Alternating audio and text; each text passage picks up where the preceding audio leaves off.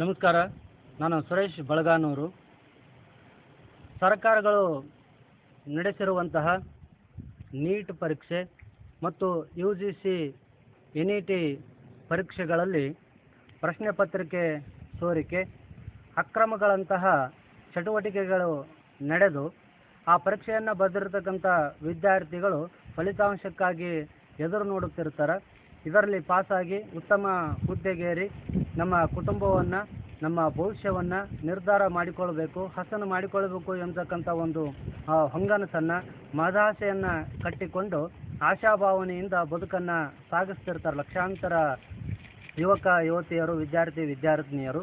ಈ ಸ್ಥಾಪಿತ ಸರ್ಕಾರಗಳು ಈ ರೀತಿಯಾಗಿ ಅರ್ಹತಾ ಪರೀಕ್ಷೆಗಳಲ್ಲಿ ಮತ್ತು ಪ್ರವೇಶಾತಿ ಪರೀಕ್ಷೆಗಳಲ್ಲಿ ಅಕ್ರಮಗಳನ್ನು ನಡೆಸಿದರೆ ಅಥವಾ ನಡೆದವರನ್ನು ಯಾವುದೇ ರೀತಿಯಾದಂಥ ಶಿಕ್ಷೆಗೆ ಗುರಿಪಡಿಸದೆ ಸುಮ್ಮನೆ ಆ ಕೇಸುಗಳನ್ನು ಮುಚ್ಚಿ ಹಾಕುವುದಕ್ಕೆ ನೋಡಿದರೆ ಈ ಕಲಿತಿರತಕ್ಕಂಥ ವಿದ್ಯಾರ್ಥಿಗಳು ಏನು ಮಾಡಬೇಕು? ಅವರ ಪರಿಸ್ಥಿತಿ ಅಯೋಮಯ ಆಗ್ತದೆ. ನಾವು ನಿರುದ್ಯೋಗಿಗಳ ಸಂಖ್ಯೆ ದಿನದಿಂದ ದಿನಕ್ಕೆ ಹೆಚ್ಚಾಗ್ತಾ ಇದೆ.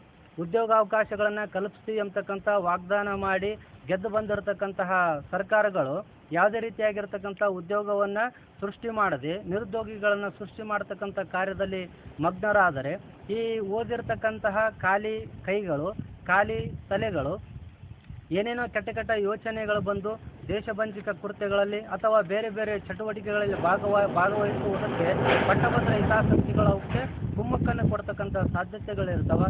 ಹೀಗಾಗಿ ಸ್ಥಾಪಿತ ಸರ್ಕಾರಗಳು ಈ ಸೂಕ್ಷ್ಮತೆಗಳನ್ನು ಅರ್ಥ ಮಾಡಿಕೊಂಡು ಯಾವ ಪರೀಕ್ಷೆಗಳಲ್ಲಿ ಅಕ್ರಮಗಳು ನಡೆದಿರ್ತವೆ ಆ ಜಾಲವನ್ನು ಪತ್ತೆ ಹಚ್ಚಿ ಅದನ್ನು ಬುಡ ಸಮೇತ ಕಿತ್ತೆಸೆದು ಓದಿರ್ತಕ್ಕಂಥ ವಿದ್ಯಾರ್ಥಿನಿಯರಿಗೆ ಕೈತುಂಬ ಕೆಲಸವನ್ನು ನೀಡಿದಾಗ ಮಾತ್ರ ಒಂದು ಸ್ವಸ್ಥ ಸಮಾಜವನ್ನು, ಒಂದು ಸಂಪದ್ಭರಿತವಾಗಿರ್ತಕ್ಕಂಥ ರಾಷ್ಟ್ರವನ್ನು ನಿರ್ಮಾಣ ಮಾಡುವುದಕ್ಕೆ ಸಾಧ್ಯವಾಗ್ತದೆ. ಆಯಾ ಕಾಲಘಟ್ಟಗಳಲ್ಲಿ ಈ ಸರ್ಕಾರಗಳು ಈ ರೀತಿಯಾಗಿರ್ತಕ್ಕಂಥ ಚಟುವಟಿಕೆಗಳು ನಡೆದಾಗ ಮೌನ ವಹಿಸಿದಾಗ ವಿದ್ಯಾರ್ಥಿಗಳಿಗೆ ನಂಬಿಕೆ ಬರುವುದಿಲ್ಲ.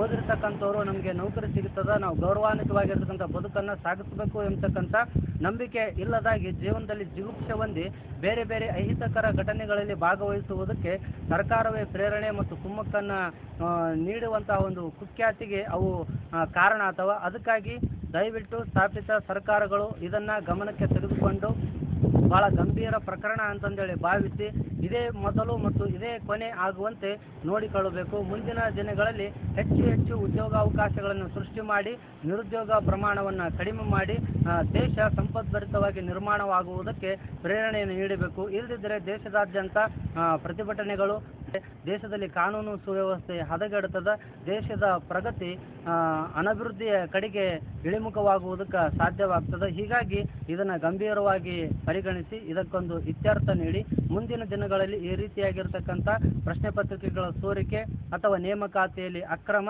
ಎಸಗದಂತೆ ಕಟ್ಟೆಚ್ಚರವನ್ನು, ಕಟ್ಟಾಜ್ಞೆಯನ್ನು ನೋಡಿಕೊಳ್ಳಬೇಕು ಎಂಬತಕ್ಕಂಥ ಒಂದು ಆಗ್ರಹವನ್ನು ನಾನು ಈ ಮೂಲಕ ಮಾಡುತ್ತಿದ್ದೇನೆ. Subscribe now and press the bell icon. Never miss an update. ಕ್ಷಣದ ಸುದ್ದಿಗಾಗಿ ವೀಕ್ಷಿಸಿ ಪ್ರಜಾಪ್ರತಿಧ್ವನಿ.